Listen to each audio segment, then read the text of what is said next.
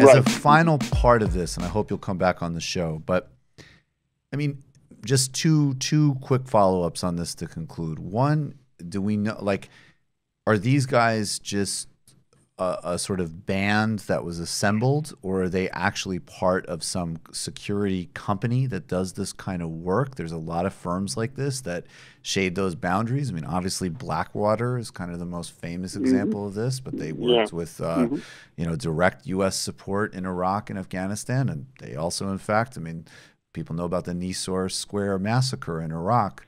And then more broadly, has this been another symptom of the sort of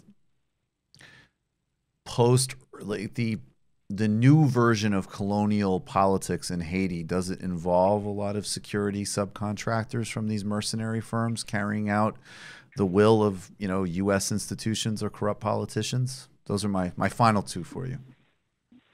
Right. Well, a couple of things. One, there's a lot of rumors that there are other mercenary teams functioning in Haiti. The Haitian people believe that a number of the demonstrators, up to 40 demonstrators, according to a recent human rights report, were killed over that 10-day period that I mentioned in February. And many were shot in the head. They believe they were snipers, that they were, shot similar to what we've seen happen to demonstrators in other countries, Syria and Venezuela, et cetera, by essentially mercenary snipers in many cases. So there's a feeling there were other teams, particularly in the south, in the town of Okai, which were supposedly functioning. So we don't know. But this particular team appears to have been a pickup group. It doesn't have an overall directing organization other than Croker Security.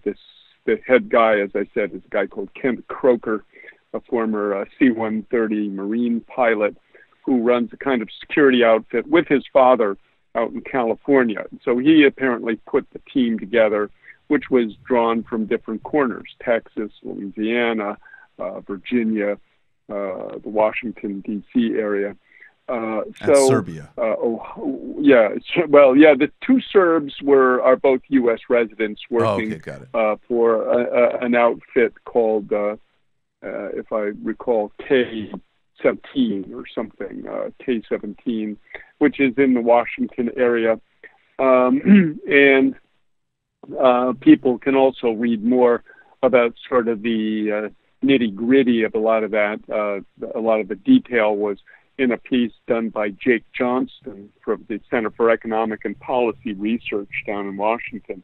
It's called Our Boss Will Call Your Boss, which was one of the lines they apparently told the cops when they were being arrested during the standoff.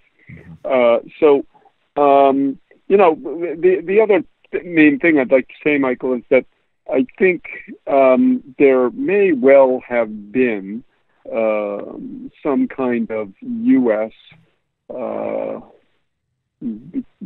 collusion, to use a word that's been bandied around a lot this past couple of years, or involvement in the operation. It may not have just been a purely Haitian affair, right? Because the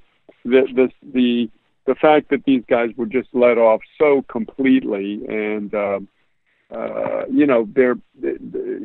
one of the theses we're working with is, did the Trump administration have some kind of knowledge of this and say, well, whatever helps prop up Moise is good for us, so let them do it, and give them a wink and a nod or even a green light.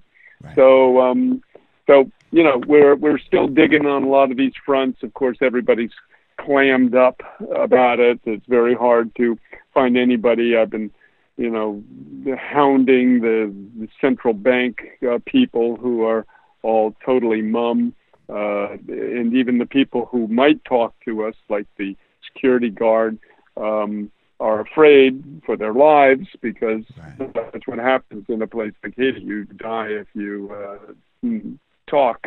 So we're working, and we hope to get So something you more think, soon. but just to clarify that in like the last 30 seconds, right, like if these guys were just there to make some money and do this for a Haitian president, then I don't think it would be like a priority for somebody in the United States to prosecute that. But if it just like fell in their lap and it was already an embarrassing, messy story to begin with, like why wouldn't they? Right. And the obvious reason might be that there was some instigation there, or at least informal coordination with like the Trump administration. I mean, and I know you're not saying that, but that's what you're speculating. That makes a lot of sense. Right, speculating. Yeah, I mean, it could all just go back to Trump's shithole comment, and he just says, the place is a shithole, we're not going to bother. Because these are all sort of mini Trumps, they're all kind of right-wing gun guys.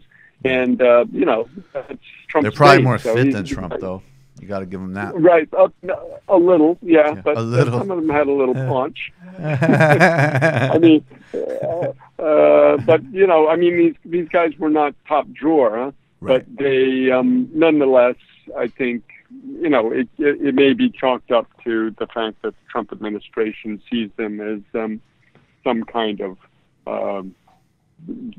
quote unquote victims of something gone wrong, and aren't pursuing them for that reason. But it could be something much more. Kim Ives, I really appreciate your time. He is the English editor of Haiti Liberté. Kim, look forward to having you on again sometime soon. Thanks a lot, Michael. Appreciate it. You've just watched a Michael Brooks show video, and you can watch all of our full main live shows every Tuesday night at around 7 p.m. Eastern Time, and subscribe to get all of the clips you want. We're covering the globe. We're focusing on international relations, the intellectual dark web. We're having fun. We're doing deep dives with a lot of amazing guests. Of course, become a patron for the whole thing at patreon.com/TMBS, or subscribe to this YouTube channel and help us keep growing and get that content out there. Subscribe below.